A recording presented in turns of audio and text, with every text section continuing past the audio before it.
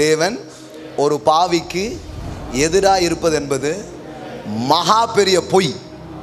இந்த பொய்யை வச்சு தான் பிசாசு இன்னைக்கும் அநேகருடைய வாழ்க்கையை வீழ்த்தி கொண்டிருக்கிறான். கடவுள் மனிதன் மீது கோபமாகவே இல்லை.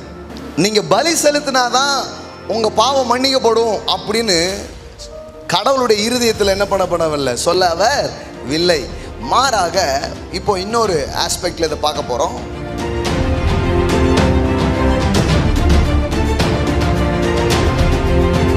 சிலர் இந்த சிலுவை பற்றி என்ன புரிஞ்சு வச்சுருக்கிறாங்க, என்ன அண்டர்ஸ்டாண்டிங்ஸு அவங்களுக்கு இருக்குது அப்படின்னு பார்த்தா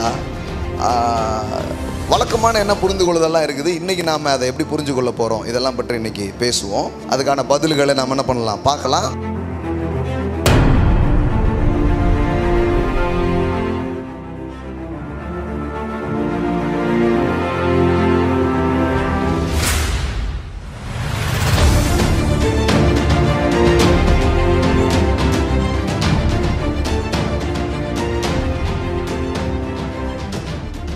Power of forgiveness, the power to forgive others.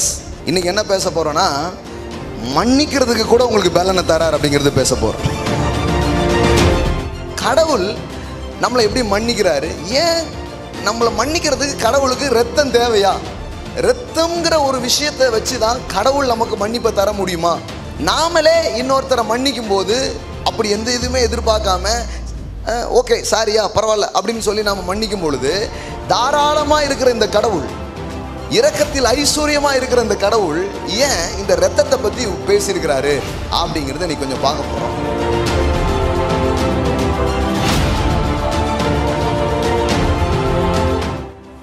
கடவுள் உங்களை மன்னிக்க அவருக்கு பலி தேவையே கிடையாது.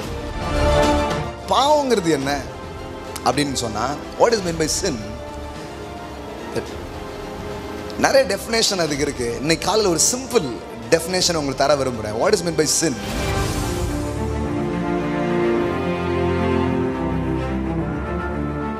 ஏன் இந்த மரணம், ஏன் ரத்தம், ஏன் இவ்வளோ காரியங்கள் நடக்குது அப்படிங்கிறத பற்றி இன்னைக்கு கொஞ்சம் பேசுவோம்.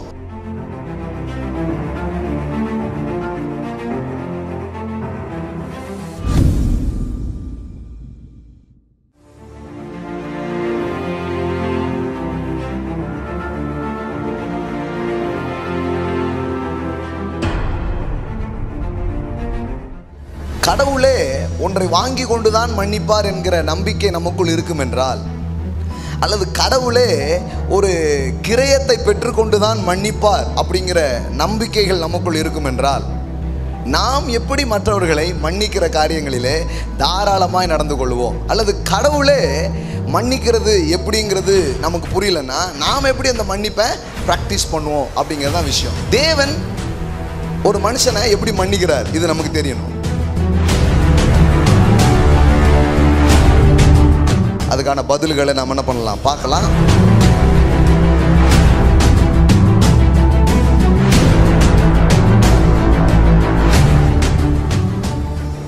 பாவம் செய்த மனிதனுக்கு எதிராக கடவுள் ஒரு நாளும் மாறவில்லை.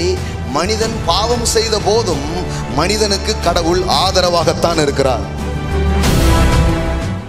என்பதை இன்னைக்கு நீங்க ஆழமா புரிஞ்சுக்கணும். இன்னைக்கு சில சத்தியங்களை உள்ள போட போறோம். இது நீங்கள் புரிஞ்சுக்க நான் சொல்கிறேன். இன்றைக்கி போகும்போது, இந்த இடத்த விட்டு நீங்கள் போகும்போது என்ன மனநிலையோடு நீங்கள் போகணும், எந்த மனநிலையோடு போக தேவன் இந்த செய்தியை அனுப்புகிறாருன்னா, என்ன ஆனாலும் சரி கடவுள் என் பக்கம்,